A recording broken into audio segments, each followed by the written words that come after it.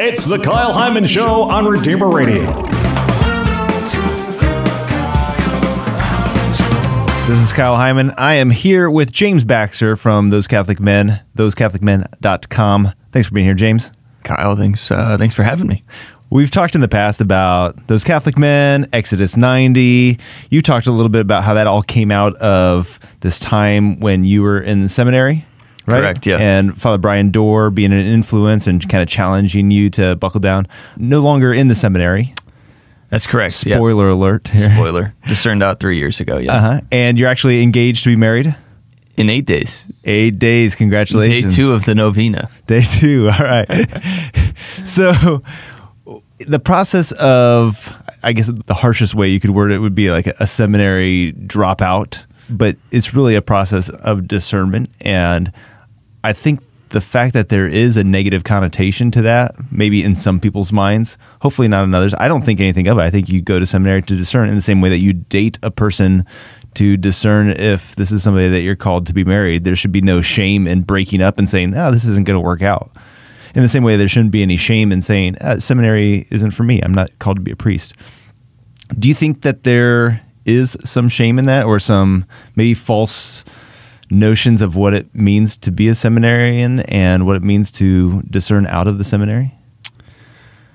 Yeah, I think there's a lot that goes into journeying into the seminary, and there's a lot that leads to, ultimately discerning out of the seminary. Can you tell me, let's maybe, before you get to that, your personal experience with both of those? Yeah, your experience so discerning in was an exciting time. I was young, 18.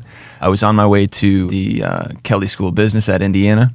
Okay. And 2 weeks before the semester started, I was like, you know what? I'm going to give the priesthood thing a shot. So I dropped out, left my my roommates from my hometown behind, much to their disappointment, and decided to apply for the seminary. So I was a seminarian for the Diocese of Lafayette, and we sent our college seminarians to the University of St. Thomas in St. Paul, Minnesota. I had never been to Minnesota before. I had never stepped foot on the campus before. So everything was new, and it was the best. Honestly, my time in college seminary was a very formative time for me, intellectually, spiritually, humanly, pastorally, everything. It was a big risk, I think, but one that was probably one of the best decisions I ever made. From just what that's like going in, at least for me, it was just really exciting. Everyone's happy for you. Everyone's writing you letters, calling you, thanking you. All of a sudden, you're a hero. What is the huge risk? I don't know that there's. It was a risk for me only insofar as I had never been there before. Okay, yeah. That's it. The unknown. The unknown. There's just a lot of unknown. Yeah. Yeah. And so that's something as a seminarian you can kind of get really used to. And sometimes it gets annoying, but most of the time it's kind of nice to go everywhere and be affirmed. It's like, you're doing a great thing. You're a good man. Yeah. You're going to be a priest. You must be righteous. All those things. There's good and bad there. Obviously, that was just very exciting. And there's so much about being a seminarian that is just so cool. How much people trust you, how much people confide in you, how much people depend on you for prayer, for encouragement, for support in tough times. Discerning out of the seminary, someone told me when I was entering that if I thought entering was difficult, leaving is twice as tough. And I didn't really understand that at the time. But all of a sudden, you kind of go from a frame of really having an authority to you as a very young man to you're just a normal guy now. What happened? And where'd you get off the track? And all kinds of questions of like doubts and disappointment can come up. And even from like really nice people, the same people that were so encouraging and so supportive and so affirming, all of a sudden it's like you just see the disappointment and you see even in their attempts to kind of support you, it's just like, that's it. So to be honest with you, when I left, I took a trip, I traveled for an extended period of time just because I was just kind of sick of seeing so many people. It's like telling your girlfriend you broke up and she forgets every day for like 6 months. And you just have to keep telling her like, yeah, I'm sorry, I left. Because people don't know that you left seminary, and so they're bringing it up again? Yeah, or they found out and they want to hear it from you. Oh, okay, yeah. Things like that. Yeah. So did you realize it was going to be difficult when you chose that? Did you be like, oh, I'm just not called to be a priest, so I'll move on to the next step, and not kind of realizing that you might get mixed signals from people? So the consequences of entering or leaving the seminary, to me, there are many and they are different, but they don't matter that much. And that sounds weird to say that, but I didn't care about like what was going to come, only because I knew that I was following Christ and where he was for me.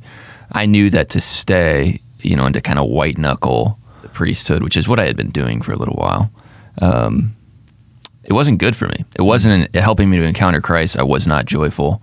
It wasn't where I was supposed to be. And so even though leaving did entail a lot, that still comes up even a couple years later, what matters but in following where Christ is leading you. So I would be the first to say I don't think I expected it to be as hard as it was.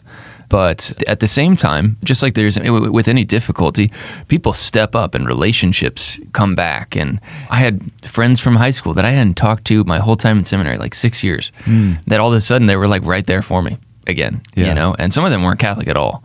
And in fact, like some of the like non-Catholic friends of mine were the most helpful because they had the least amount of stigma in me discerning out of the seminary. Yeah. So again, to answer that question pretty directly, there are consequences for everything. What matters is that we follow Jesus, and wherever that leads, so.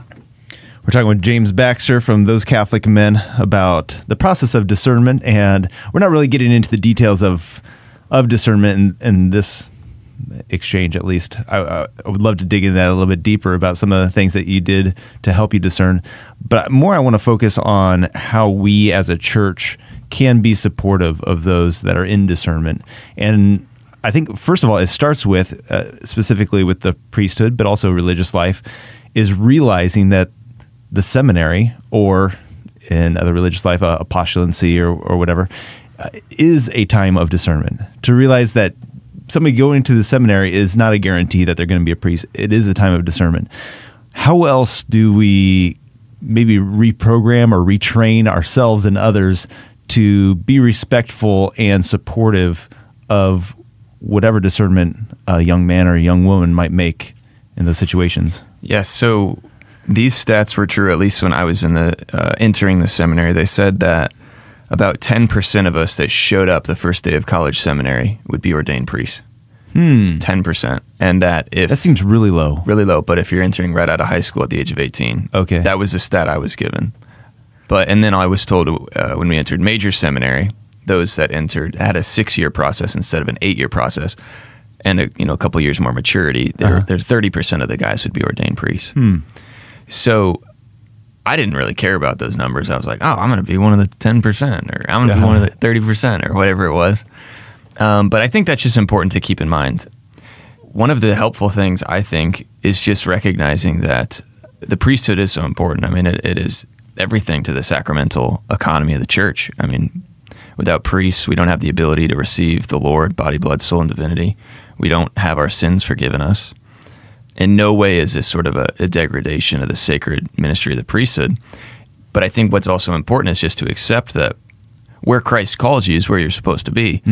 And you are called to be, his presence wherever you are. And I think one of the things that I really encountered when I left the seminary was people don't actually understand that their lay lives are called to be radically sanctified and holy. Because to them, the priests, the seminarians, the religious, like that's where righteousness is, like that's where holiness is. And we're just normal people out here just trying to pay our bills and raise our kids and et cetera. And it's like, yeah, that's true. And you're called to a radical holiness there. I think that was just a deep experience that I had, and something that I've really tried to rectify in my own lay life now is like, yeah, I'm not a seminarian. Like, no, I'm not going to be a priest, but darn it, I'm called to be as radically holy and conformed to Christ as I can be. So I think both just recognizing that not everyone who goes in will be ordained, and then also just the fact that, like, wherever you find yourself, like, you're called to be an apostle. But if you don't actually believe that, and if you don't actually believe you're called to holiness, it's pretty hard to fathom, like, how is it that someone who leaves seminary or whatever can live that holiness in lay life. Yeah. Do you think part of the problem is making the mistake of equating vocation and occupation.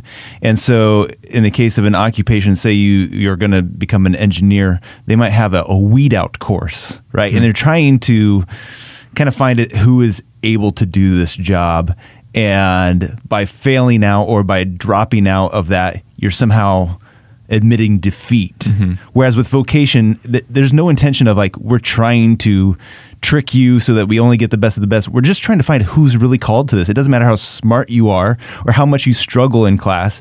If this is what you're called to, we want to help you achieve that. And if not, we want to help you find what you are called to. Yeah, I think that's a great distinction. I don't know that I've ever heard that before. And I think that's totally true.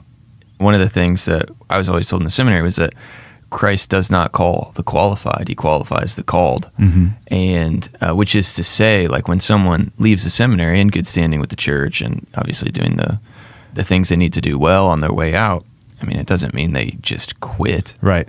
Like, in fact, one of the things, looking at my experience, it was like, especially talking to some of my friends who took it harder than others, I was like, do you understand how much easier it is for me to stay here?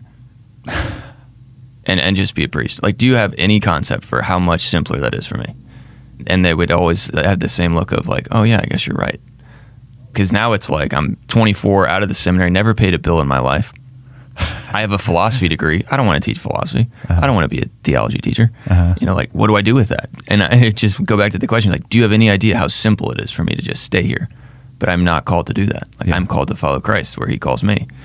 So anyway, I think that's just one of the things that is important to keep in mind. It has so little to do with just sheer willpower. Like, that's not hard. To me, that was not hard. Anyway, it's simply a matter of, discipleship and following. And I suppose by putting undue pressure on our seminarians, we could potentially get in the way of helping them discern their true calling if we would in any way make them feel guilty for following God's will. Yeah, there is kind of a pretty interesting like celebrity seminarian culture that exists in the States right now. And I certainly liked that. When I was in, you're on like posters and baseball cards and, all this stuff. And it's interesting because I think it is so important to celebrate discernment. It's so important, obviously, to encourage men to consider the priesthood seriously. Every young boy should do so. But yeah, that culture that exists today, I'm not sure where that's come from. And I don't necessarily know that it's very healthy, certainly psychologically, like for the men themselves. Yeah. So.